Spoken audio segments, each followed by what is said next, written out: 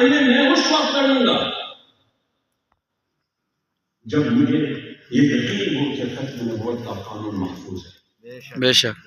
جب مجھے یہ یقین ہو کہ ناموس رسالت کا قانون محفوظ ہے، بے شک جب مجھے یہ یقین ہو کہ مدرسہ محفوظ ہاتھوں میں ہے، محفوظ ریاست کے ہاتھوں میں ہے، مجھے یہ یقین ہو، جب مجھے یہ یقین ہو کہ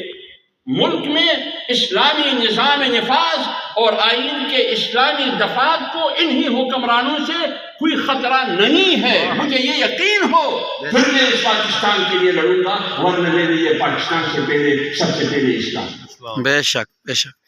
آپ کے لیے سب سے پہلے پاکستان، اور میں بھی سب سے پہلے پاکستان کا نعرہ لگاؤں گا، لیکن جب اسلام اور پاکستان کی بات آئے گی پھر اسلام پہلے پاکستان بعد۔ بے شک بے شک زندہ باد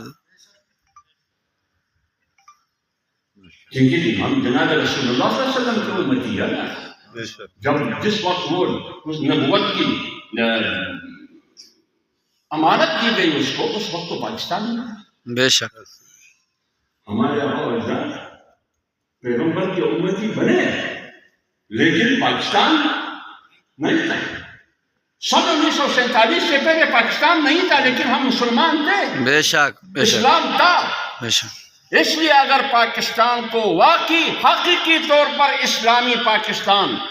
بنانا چاہتے ہو تو میں اس پاکستان کے لیے لڑنے کے لیے تیار ہوں۔ اگر پاکستان میں اسلامی پاکستان کا دعویٰ کرتے ہوئے اسلامی آئین نے تحفظ بھی دی ہے اسلامی پاکستان کی، پھر بھی اسلامی پاکستان خطرے میں ہے، اسلامی پاکستان محفوظ نہیں ہے، ختم نبوت کا عقیدہ محفوظ نہیں ہے، پھر میرے لیے مقدم اور محترم پاکستان نہیں ہے، پھر اسلام ہے۔ بے شک بے شک